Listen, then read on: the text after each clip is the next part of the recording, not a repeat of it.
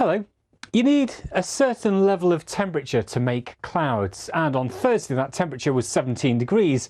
From a blue sky, sunny start to the day across the Yorkshire area. As soon as we hit 17 we started to get these cumulus clouds as the air started to rise. It hit a layer of warm air higher up in the Earth's atmosphere, and that cloud then started to spread out, and by the time we got to the early afternoon it had turned pretty cloudy. It is going to be another sunny weekend, maybe, for most of the UK today. And Matt's in the Cotswolds for us right now. What a beautiful place you're in, Matt. Oh, stunning, Charlie. I think I've got a visual treat lined up for you today. We're at the Kit's Court Gardens here in the Cotswolds, perched high up on the hill. It's a garden that's been run by the same family for generations, and I promise you it looks stunning, especially with the sun now up as it is across all of the UK. Sunrise at its latest at the moment is around 5:30 in the Isles of Scilly, but it's a little bit on the fresh side here, and if you've had clear skies through the night, it is for you too. So let's take a look at that forecast for today, because whilst it is fresh at the moment, it will warm up quite nicely in sunny spells for the vast majority. Always a little bit cooler around some coasts, especially where you have the breeze coming in off the sea. And that will, of course, limit the temperatures for some of you. Good morning. There will be some differences day on day with cloud and sunshine amounts, but in general, it's good news as we head into the bank holiday weekend. If you've got outdoor plans, or in fact, if you're out and about next week as well, it will be dry and settled, high pressure very much dominating. If you wanted to go somewhere calm, how about this? Look at Matt. The Cotswolds, the Beautiful garden. setting in the Cotswolds, isn't that nice? Glorious Look at that. Oh, yes. Gloucestershire. Zen. Fancy a swap, Matt? It's incredibly calm. Incredibly calm here. What you can't tell though as well is the fact we've got the birds, and one of the water fountains you can hear in the background is the scents. The beautiful scents from all these flowers. And these gardens, spectacular. It's Kit's Court Gardens near Campden in the Cotswolds. It has been cultivated by 3 generations of female gardeners, all from the same family, of course. Each one adding their own little stamp, but the overwhelming theme is evolution, not revolution. So it is a spectacular place to come and visit. Who is in the Cotswolds, and it is looking beautiful. Hello, Matt. Hello, Tina. Good morning to you. It certainly is. We're at Kit's Court Gardens in the Cotswolds. Beautiful structure there behind me as well. It's a family-run gardens. Anne and Johnny are the owners too, and it's the home to England's largest rose. It doesn't bloom till July, so I can't show you this morning, but when it does, it has got as high as 80 feet. Remarkable, isn't it? But plenty to see here at the moment, and all will be under blue skies through today, and quite a few of you will too. Campden is famous for hosting on Dover's Hill, which is part of the town, the ancient Cotswold Olympics, which includes the very bizarre sport of shin kicking, banned by Queen Victoria, but in the 50s on British Pathé, BBC footage shows 40,000 watching the shin kicking. So I'm just looking at Matt's trousers, shins. No, I think they look all right, because you can stuff straw up your trousers to protect them when it comes to shin kicking. That's enough of that. I did ask Mike if he wanted to partake next Friday. He No. did wimp out and said wedding or something like that, wasn't it? Not mine. Absolutely not. What have you got for us, Matt? I've got some lovely weather for you, Charlie. Very good morning. We are in the Cotswolds, not far from Campden.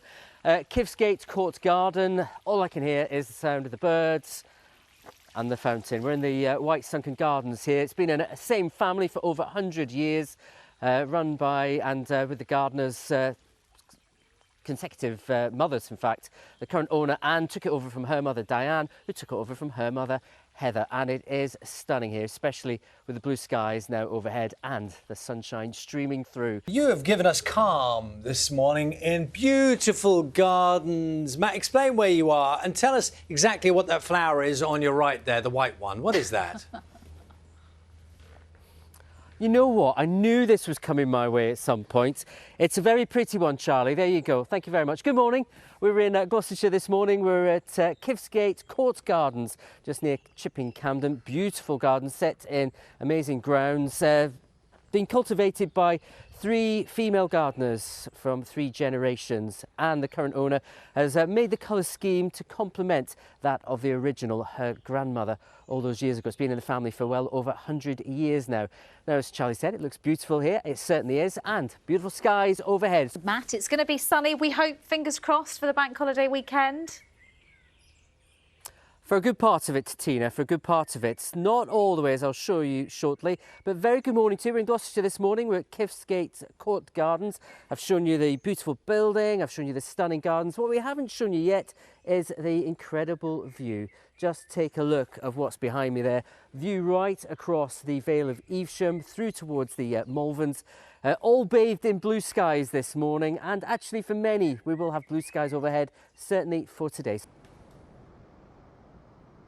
Morning to you, Tina. Beautiful day, obviously, here in Cornwall. Gwithian we're just looking towards that Godrevy lighthouse in the distance there. As you can see, a fair bit of surf here this morning, and a few surfers have been out enjoying themselves. But what you often can't see is what's going on underneath the waves, or things like rip currents. And those are the kind of issues that people can have problems with if they're in the water and they're not confident of the circumstances and of the conditions as well. Cheers, Jack. Cheers out. Yeah. So we've got Steve, who's a volunteer, one of your members of staff, in the water just beyond the rocks there, and you can see they're getting ready to go and rescue him. Joel, talk us through it. Yeah. So what we've got here, we've got 2 of our lifeguards, Jack and Anne, who are on an RWC, which is our rescue watercraft, more commonly known as a jet ski. But one of the 2 crafts we use here on the beaches. Very quick, very agile, can move through the waves with ease, but it's also fantastic at rescuing casualties, getting to them quickly and being able to put a rescue swimmer into a tight location and pick him up. So you've got the rescue swimmer on the back on a float, on a mat at the moment. Yes, we've got Ant, our rescue swimmer. He's on the sled at the back. So what they're doing here, they're just coming in, they're checking out the rescue, the conditions where they are. So the sort of rescue they're going to be looking at is what we'd do if they're in close to rocks. We obviously don't want the RWC getting too close, so we'll put our swimmer in. So you see Jack's given Ant the signal here. He's dropped him off, yeah. And he's given him the safety signal there, the tap in the helmet. Steve is doing the float to live. Steve is doing float to live, seen there, doing the perfect starfish. Ant's now going to get the rescue tube around Steve, secure the casualty to himself. And we had a drone up a little bit earlier filming a dress rehearsal, so you get a really good bird's eye view of the technique that they use. The conditions look relatively benign to me, Joel. I mean, talk me through it. How difficult is this?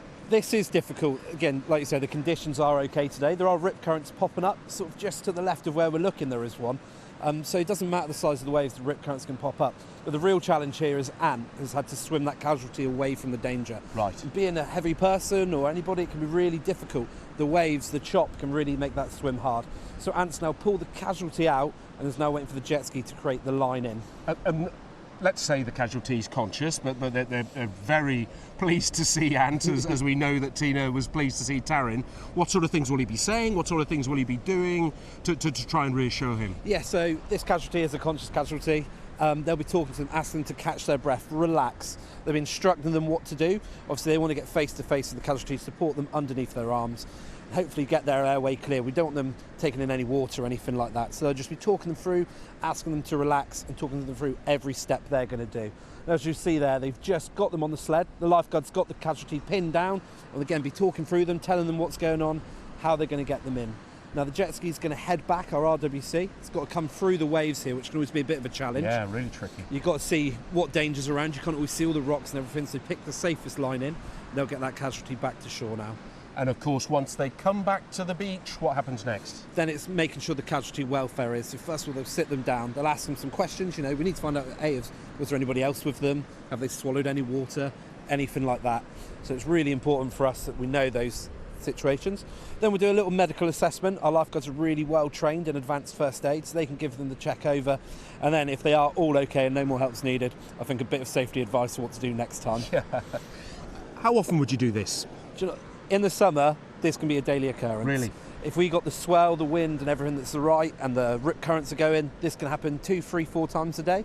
But obviously if people visit that beach, go between the red and yellow flags, they're going to be keeping themselves as safe as possible, making sure they're not near these rip currents. But like I said, it's not dangerous. We want everybody to have fun at the beach.